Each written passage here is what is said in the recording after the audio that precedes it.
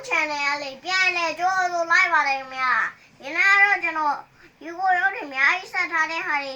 ပြန်လဲပြောပြမှာပဲဖြစ်ပါတယ်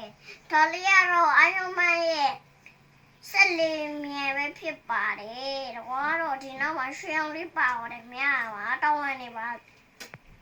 တနပ်ပါပါတယ်မှာပုံစံလေးပါပါတယ်များ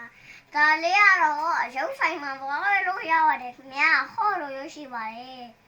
ဒီကားလေးကတော့ကျွန်တော်ရဲ့မွေးနေ့မှာရထားပါပဲဖြစ်ပါတယ်ဗျဒီကောင်ကျတော့3ကောင်ရှိတယ်ပေါ့ဒါအဝါရောင်လက်တစ်ဘက်ကတော့ပြောင်းနေတယ်ဗျဟောဝါရောင်ကတော့သူ့ကောင်တိတ်ချမတက်ရသေးဘူးဗျ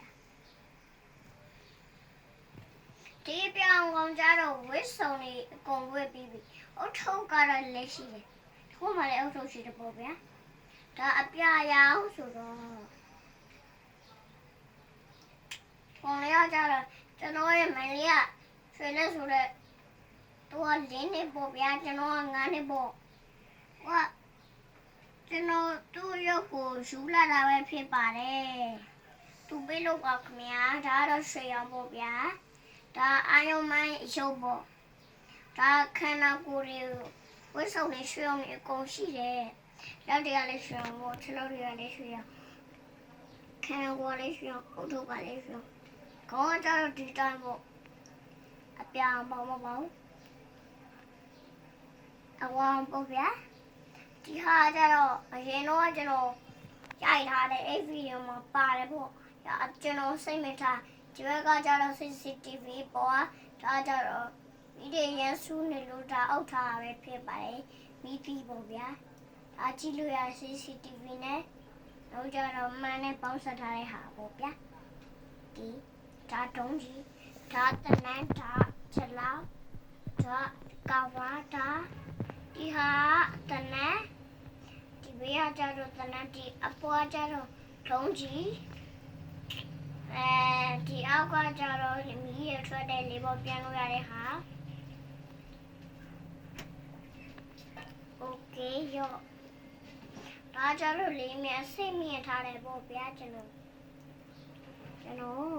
ဒါကိုဒီနာရင်တော့လို့အချုံးနေပါတာမဟုတ်တော့